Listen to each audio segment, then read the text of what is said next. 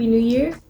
I have my matcha and I'm ready to talk about books. I did quite a haul in the month of December, and because it's the new year, I also wanted to unhaul a bit of things and make space for the new books that I got. So let's get into that first. And just because I'm unhauling doesn't mean that I hate these books necessarily. It just means that I will probably not read them again if I've already read them. So the first one is Nanjing by Ethan Young. And this tells about this time during World War II with the Japanese occupancy of China. And it is a really good historical graphic novel. I really liked it, but I don't think it's something that I will reread very often, and I've had it on my shelves for quite a while now, so I think it's time that this moves on to someone else's bookshelf.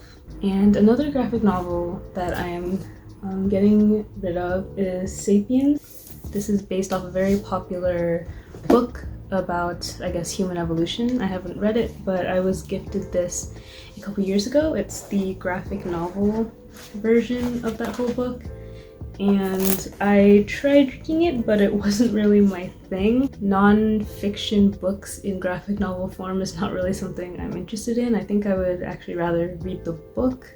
So yeah, this is a very nice edition, really good artwork, so hopefully this will also find a new home.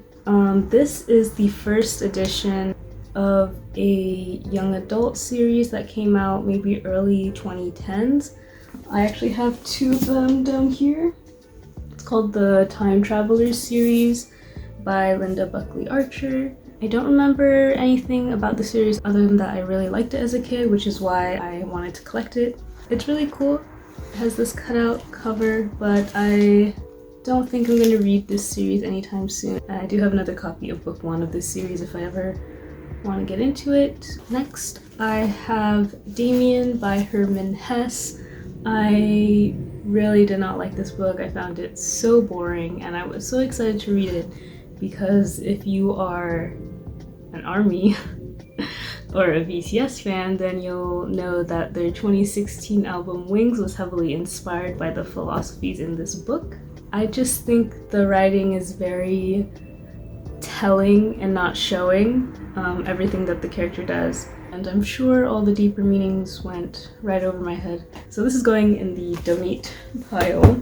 Next two books actually were featured in two of my book haul videos, which goes to show that not everything I pick I will like. One is A Separate Piece by John Knowles. It was just kind of a boring story. I didn't really hate it, but I also didn't enjoy it as much as I think I did when I was younger, so this will also go in the donate pile. Lastly, I have The Old Man and the Sea by Ernest Hemingway. I think I will try another Ernest Hemingway in the future, but this one was just not for me.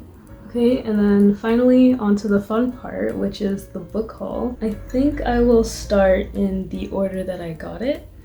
So the first book is Crying in H Mart by Michelle Zauner. I hope that's how you pronounce it. I got this early in December and read it in like 2 or 3 days. This was definitely one of my favorite books of 2022. This was something that was really hyped up for me and perfectly met my expectations and also exceeded it a bit. I was expecting to love this, but I wasn't expecting to be crying at 2 a.m. when I was finishing this book. I think what really made it special for me is that I am also mixed Asian on my mom's side, who's Vietnamese, and some of what Michelle is talking about of like wanting to be more like that Asian side, being more like your mom, feeling closer to them in that way, feeling disconnected when you can't speak the language. Like all of that I related to, and then I learned so much about Michelle as a person, about her life. I just really enjoyed it, and I do highly recommend this book. Next is a book that my friend gave me for my birthday. This is Cloud Cuckoo Land by Anthony Doerr. I have definitely seen this cover around, but I have no idea what it is about.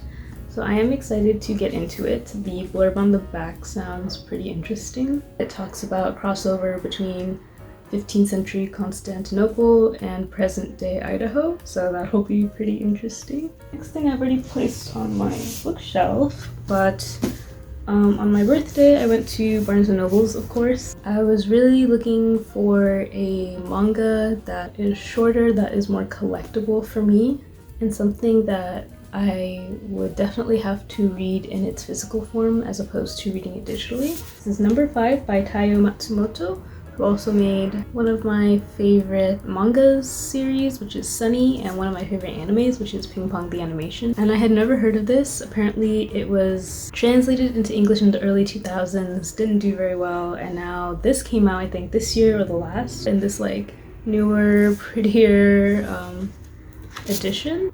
Continuing the book haul, I placed an order with Right Stuff, and their free shipping was always over $75, so I never bought anything from them before. But for the holidays, they lowered the threshold to $50 for free shipping. And, you know, it was my birthday month, so I figured I would treat myself. This is the first time I have like seriously hauled manga, and I'm really excited for what I have. First, I'll show you this standalone I got. Well, it's part of a series, but I didn't buy more than one volume. And this is volume 5, the perfect edition of 20th Century Boys by Naoki Urasawa. And this is beautiful. I have been slowly getting through this manga series because I refuse to read it online. I want to read the physical volume. And I had bought this copy of volume 5 of 20th Century Boys at Kinokuniya like a year or two ago. I think a year ago. Not knowing that this English edition translation is now out of print, so I can't even collect them anymore. I'm just stuck with this kind of odd number. So I finally bit the bullet and decided to start collecting the perfect edition, which has 2 of those normal sized volumes in one. And I'm very excited to continue with my journey with 20th Century Boys. I really am enjoying this manga. I don't want to say it's my favorite until I finished it, but I have a lot of reverence towards it. And next, if you're a fan of this franchise, then you know how excited I am to be collecting the manga for JoJo's Bizarre Adventure. I've been holding off on collecting the manga because I usually do not read manga of anime I've watched and vice versa, but I have just finished watching part 6 of JoJo. I decided to start with part 1 of JoJo's Bizarre Adventure, the shortest one. I decided to go for all 3 volumes, and let me just do a little unboxing with you guys. I've seen these at Barnes & Noble's. I haven't really looked at them up close and personal. The art style is the original art from the 80s for part 1, but the covers are done much more recently. This is Jonathan, and on the back, I didn't even see this before, this is Dio. That is so cool. Volume 2 has Zapelli on the front, and in the back is that. And let's see how this sounds.